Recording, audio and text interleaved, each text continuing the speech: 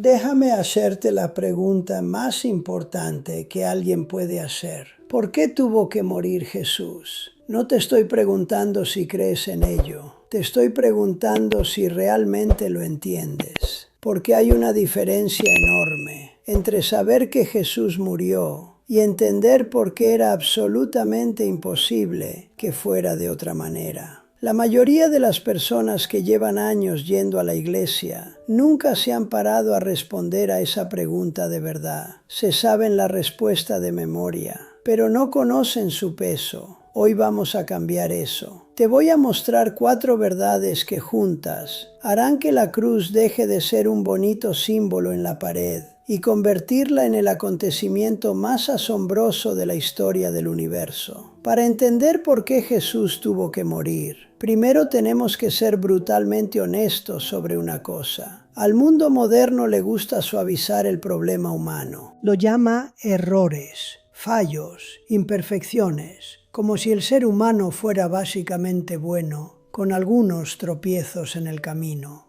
Pero la Biblia no utiliza ese lenguaje. Utiliza una palabra mucho más dura: rebelión. No es un tropiezo accidental, es una decisión deliberada de ponerse a uno mismo en el lugar de Dios. Y esa decisión lo ha contaminado todo. Imagina un vaso de agua completamente pura, cristalina, perfecta. Ahora imagina una sola gota de veneno cayendo en esa agua. Solo una gota. ¿La beberías? Por supuesto que no. No importa cuánto del agua siga estando pura, una gota de veneno lo contamina todo. Así es exactamente como funciona el pecado. No somos personas buenas con algunas manchas, somos seres contaminados hasta la raíz, e intentamos resolverlo de la forma equivocada, con religión, con buenas obras, con moralidad, con escaleras humanas que nunca llegan a donde deben llegar. Porque el problema no es lo que hacemos, el problema es lo que somos. Y aquí surge la pregunta que todo el mundo se ha hecho alguna vez, pero que pocos se atreven a formular en voz alta. Si Dios es amor, ¿por qué no nos perdona y ya está? ¿Por qué necesitaba una muerte? Para responder a eso necesito mostrarte algo sobre el carácter de Dios. Él no es solo un Padre amoroso, Él es el juez supremo del universo. Y un buen juez no puede simplemente ignorar el delito. Imagina un tribunal terrenal. Un criminal confiesa crímenes atroces y el juez, alegando ser una persona buena y misericordiosa, da un golpe de martillo y dice: absuelto, puedes irte. ¿Llamarías bueno a ese juez? No, lo llamarías corrupto, porque la bondad sin justicia no es bondad,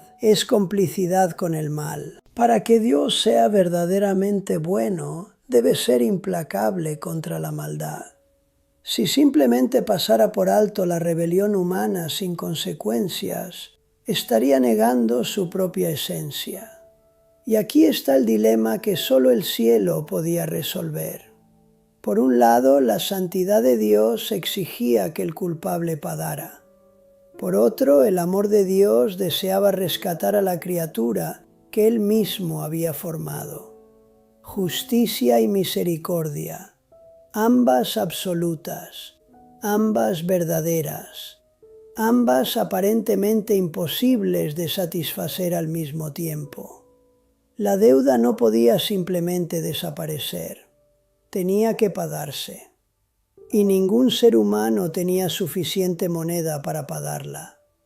Estábamos ante un tribunal con un veredicto de culpabilidad y sin ninguna capacidad para pagar el precio de la sentencia.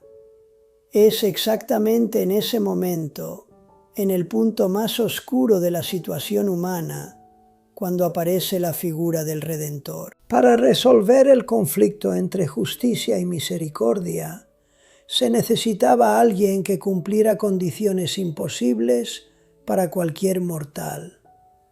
Tenía que ser plenamente humano para representarnos y al mismo tiempo plenamente divino para soportar el peso del juicio eterno. El único ser en el universo que podía cumplir ese requisito era el Hijo de Dios. Imagina la escena más improbable de la historia: un tribunal. El acusado está sentado, culpable, condenado. Se ha leído la sentencia. La ejecución está fijada.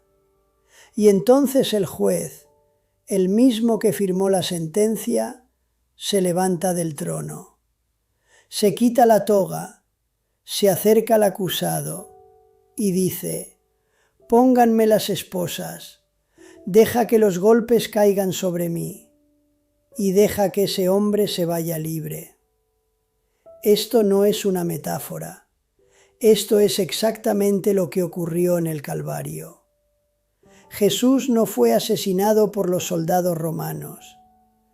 Fue asesinado por el peso de su culpa, de mi culpa. Él absorbió voluntariamente cada transgresión, cada secreto oscuro, cada momento de rebelión. Todo fue puesto sobre él. Y en el momento en que gritó «consumado es», no fue un grito de derrota, fue la declaración jurídica más poderosa de la historia. La deuda fue pagada, no a plazos, no reducida, pagada en su totalidad, con la única moneda que tenía suficiente valor infinito, la sangre del Hijo de Dios. Pero la historia no termina en la cruz. Si terminara ahí, Jesús sería solo otro mártir valiente, un hombre bueno que murió por una causa noble, digno de admiración, pero sin poder real para cambiar absolutamente nada. Al tercer día ocurrió el acontecimiento más trascendental de la eternidad. La tumba quedó vacía, y eso no es solo un milagro asombroso. Es la confirmación oficial del Padre de la obra del Hijo. Es como si Dios pusiera un sello sobre la transacción y dijera: «Pago aceptado en su totalidad». La resurrección demuestra que la muerte no tenía autoridad sobre aquel que no debía nada. Demuestra que el precio fue suficiente y demuestra que todo lo que Jesús prometió tiene poder real para cumplirse. ¿Qué significa esto para ti hoy? Significa que la culpa que llevas contigo tiene un destino claro, ya ha sido pagada. Significa que el miedo a la muerte ha perdido su veneno, porque aquel que venció a la muerte prometió que tú también vencerás. Significa que la vida que estás viviendo ahora no es todo lo que existe, es solo el comienzo. Puedes escuchar todo esto y seguir siendo un espectador.